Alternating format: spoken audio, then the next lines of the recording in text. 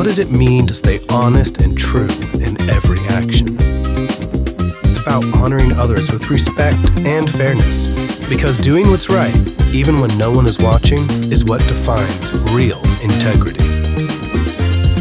I'd like to start today by telling you a little story. Can I read you a story? Okay, here it goes. The Springfield Hawks were the underdogs going into the state basketball finals. But their star player, Malik, had been on fire all season. His ball handling, his speed, and accuracy were unmatched. Everyone expected him to carry the team to victory. I mean, look at him. He's a specimen. But the coach had other plans. We're going to focus on teamwork this time, he said before the game. We can't just rely on Malik. Everybody on the team needs to contribute. At first, it seemed like a good strategy. Malik passed the ball more than ever, looking for open teammates and finding them. But his teammates fumbled passes, they missed easy shots, and they hesitated to take decisive action. The once fluid offense became a stuttering mess of confused players, each unsure whether to shoot or to pass. Take a shot, Malik shouted to Benny, who stood wide open at the three-point line. But Benny hesitated, thinking he should pass it to Malik. By the time he made up his mind, the defense had swarmed him and the ball was stolen. Again and again, the pattern repeated. Players were too focused on spreading the ball around to notice the obvious openings. Meanwhile, Malik, their most reliable scorer, was effectively sidelined by his own team's attempts at teamwork. It's ironic. In the final seconds, the Hawks were down by 2 points. Malik got the ball and saw a clear lane to the basket to tie the game. But instead of driving in, he remembered the coach's words and dished it off to Benny again for another chance. Benny's shot clanged off the rim. The buzzer sounded, the opposing team erupted in cheers, and the Springfield Hawks lost the game. Malik dropped his head, clenching his fists. I should have just taken the shot, he said. The irony sank in as the team huddled together, each player silently wondering how trying to work together as a team somehow had pulled them farther apart. Now, why do I share this story with you? In fact, I can tell you something very interesting about this story in the Springfield Hawks. The interesting thing about it is there is no Springfield Hawks. The story is completely fake, and I had ChatGPT write it. None of it exists, and all of the pictures of the people on the screen I had just gotten off of Google. They're some random team. So none of it's real. But you know what is real? The concept of the story. If you were to think about the concept of the story, we see things like that all of the time in life. Have you ever done a group project, for example? I freaking love and hate group projects, right? Depending on who you are in the group. Are you the one who gets it done, or are you the one who rides the coattails of the one who gets it done? Because if you're the person who gets it done, then you really know it sucks to work really hard on a group project and still receive a failing grade because you did all of the work, but the other people in your group didn't pull their weight. Have you ever practiced super hard for a game or a performance, but your bandmates or your teammates, they didn't? And so now you're not advancing in the next stages of the championships or whatever. Have you ever put in a bunch of work into a relationship, boyfriend, girlfriend, something like that, but your partner did not put in the same amount of work, and now you're broken up? And it wasn't your fault. It's because someone else didn't put in the work, right? Sometimes it feels like, and I don't know if you resonate with this or not, but I do, and this is why I wanted to bring this message this morning, was we're taking kind of a different turn in our series on integrity this morning, because sometimes it feels like things would be easier or better if we were just doing them alone. Sometimes for me, this is me personally, I just want to escape, if I'm being really honest with you. This ain't even in the notes, but it's I find myself just finding this reprieve and this refreshing feeling from just being out in the woods and just being alone in the stillness, in the silence, and just taking all of the people out of it. In fact, there's this ministry term, and they would never want me to tell you this term, by the way. This is insider knowledge, insider ministry. I'll tell you this right now. And the phrase is, ministry would be really easy if it wasn't for all the people. Because it's kind of like being a shepherd of a flock, right? Being a shepherd would be really easy if it wasn't for all the sheep that you you get to take care of and stuff, right? And this is an honest feeling sometimes. It's like, man, life would be easier if it weren't for all these people. Maybe you've got a step parent, or you've got these bullies at school that make fun of you, or you got people online who just trash you, or you got people spreading rumors and gossip and lies about you on Snap or whatever. Like, man, it would just be so much easier if none of it existed. And that's just an honest feeling that I've felt before. And so if you've ever felt that way, maybe you feel that way right now, this talk is for you. To answer kind of like how to navigate this, I want to look at a passage of scripture, and it's one that we're familiar with. So if you've got your Bibles, go ahead and open there to 1 Corinthians chapter 13. Even as I say 1 Corinthians 13, some of y'all, if you've been in church, you know, you're like, the love chapter. Yeah, it is the love chapter of the Bible. And in fact, I've read this verse, this passage at almost every wedding I've done. I've done a lot of weddings, and almost inevitably, this passage, 1 Corinthians 13, specifically verses 4 through 7, are in the wedding ceremony. So if you've been to a wedding or to church at all, you've probably heard it, but I'm going to read it for us anyway, and I'll put it on the screen as well so you can follow along. But 1 Corinthians 13, verses 4 through 7 say this: love is patient, love is kind. It does not envy, and it does not boast. Love is not proud. It does not dishonor others, and it is not self-seeking. It is not easily angered. It keeps no record of wrongs. Love does not delight in evil, but rejoices with the truth. It always protects, always trusts, always hopes, always perseveres. Now, here's the thing. This isn't just for weddings, and it's not just for like romantic relationships. In fact, Paul, the author of this passage and the letter to the Corinthians, wrote this with everybody in mind, all human relationships in mind. Paul is explaining how all followers of Jesus should treat all people all of the time. You should embody these characteristics. You should be able to replace your name with the word love in this passage, and it be true of you, not just to your boyfriend or your girlfriend or whatever, but to all people, including your parents and your siblings and the people at school that you like. But then, what about the ones that I don't like? Yeah, even to them too. Because when we're talking about integrity and being basically who you are whenever no one else is looking and when no one else is around, your true, authentic self, love leads to integrity. Love is at the core and at the foundation of what it looks like to live a life above reproach, a life of integrity, to embody these characteristics. And I want to zoom in on just one part. Like, I could spend weeks and weeks and weeks and hours and hours dissecting this passage, but there's one part at the beginning of verse 5 I want to zoom in on, where it says, love does not dishonor others. In Eastern cultures, this concept of honor is a really profound and prominent concept. You've probably, if you've seen like Mulan, you know, there's the dragon who's like, dishonor on you, dishonor on your cow, dishonor on your whole family. Like, that's, if you know, you know. But like, it's all about honor. And if you've dishonored your family, like if you've done something shameful, now you bring your whole family down. And that's this idea of honor. And so love does not do this to others. It's not dishonor. For Malik in the story, remember Malik, the star basketball player that doesn't exist? After Benny missed the shot and he lost the game for his friends, for his team, lost their chances at the state championship, that also doesn't exist, remember?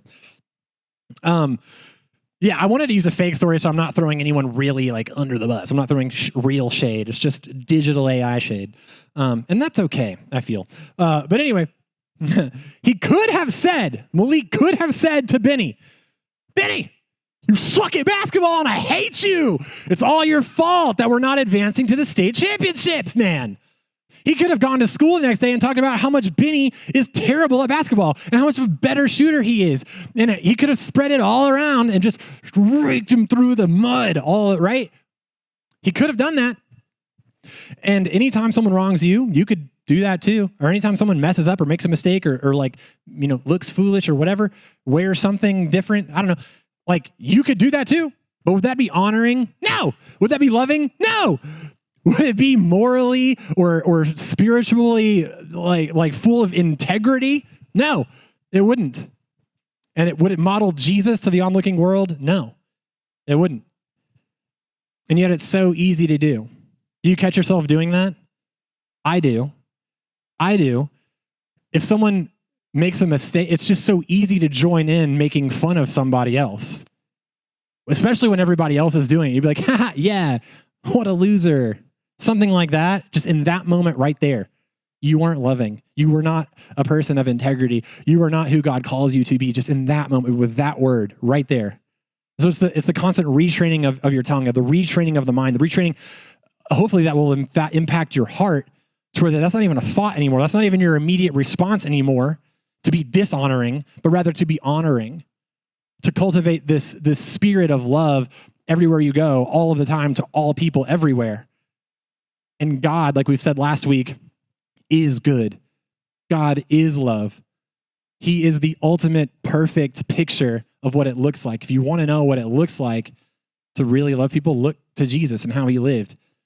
And you can't do it if you don't know it. So you got to get into his word, which I'm thankful that you're here today because that's what we're doing.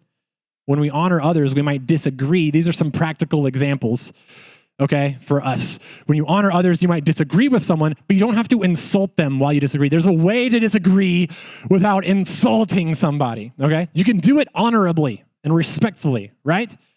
You know what I'm talking about? When we honor, here's another example. The frustrating kid in our class, we may ignore their disruptions, but we won't make fun of them. That's fine. I literally tell my kids this all the time. If y'all don't know, I got 4 kids. If you've ever been over my house, it's crazy. And I say, like, just block him out. Just ignore him. He's being annoying. Just ignore him. Just ignore him. All right? I can't. Yes, you can. You're a stupid idiot. No, he's not. You didn't have to say that, right? It's not true. Here's another one. When we honor our ex, we won't spread lies about them or try to get revenge. Ooh, but they did me dirty. But hey, we're called to honor and love everyone.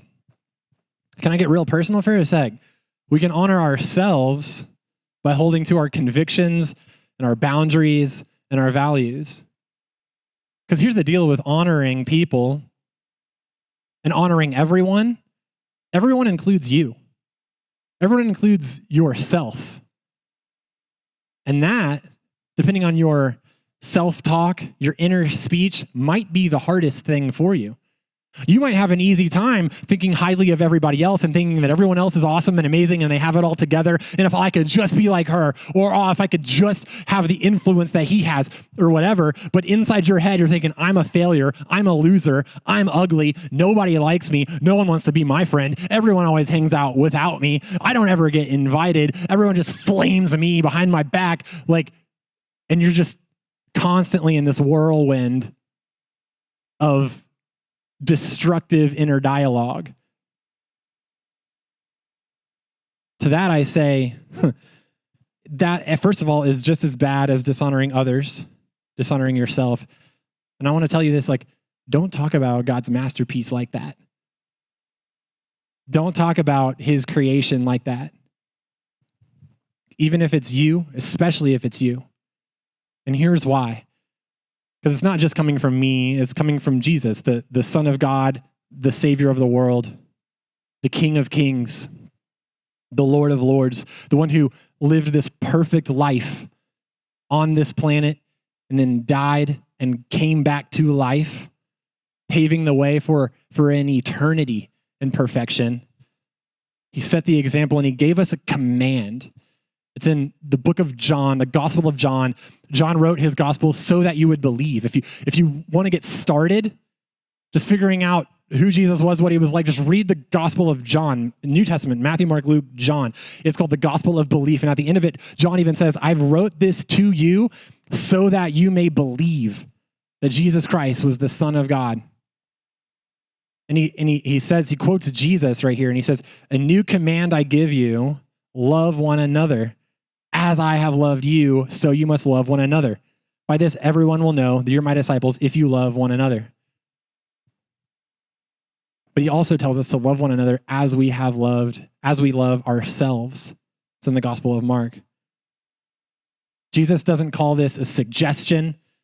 He doesn't call this a good idea. He's not like, yo, this is optional.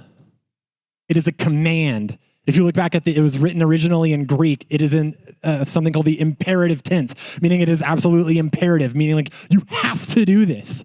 If you're following Jesus, this isn't an option for you.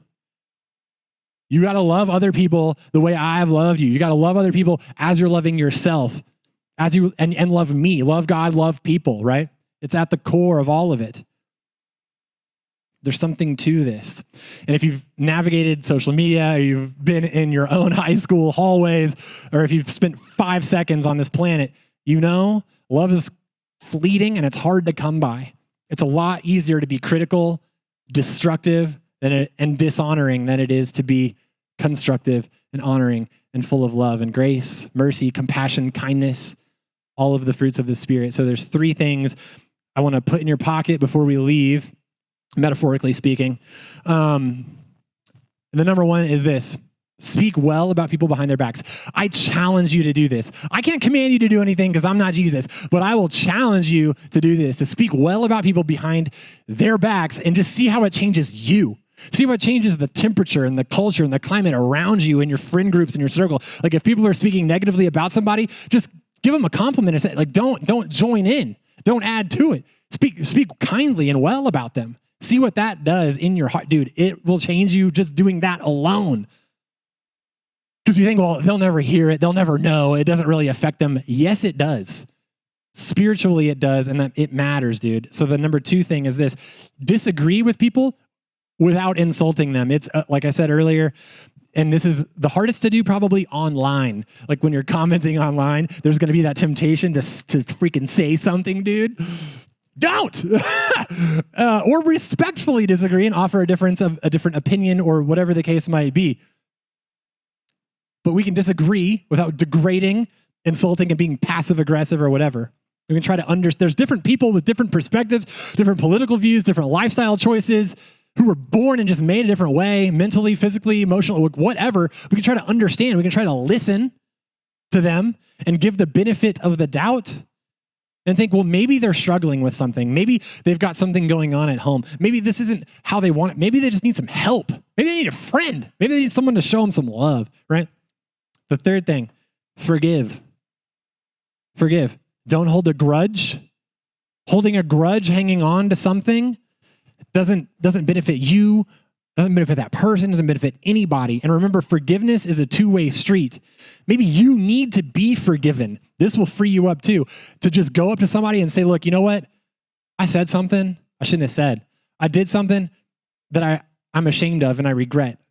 I'm sorry. Can you please forgive me? And let the dust settle. Speaking of our podcast, a guest on the podcast recently, a few weeks back, Maggie, had said something that she said that she actually did that and it was not reciprocated. But you know what? She rested her head at night knowing that she did the right thing, that she had integrity and dude, she did the right thing. So even if it's not reciprocated, you can still live a life that honors others and have integrity. And I think that matters. Someday down the road, she might be like, you know what? I was a real jerk, man. She apologized to me. She asked for forgiveness. And I said no or whatever. Like, it might hit different later on down the road. And you might never see the fruit of what you're doing. But God's still doing a thing. Can you imagine how healthy our minds and our bodies and our spirits and our walk with God, our relationships with other people would be if we truly lived this stuff out? I think it would change everything, starting with you. Because integrity honors everyone involved, including you. So now that you know it, go live it.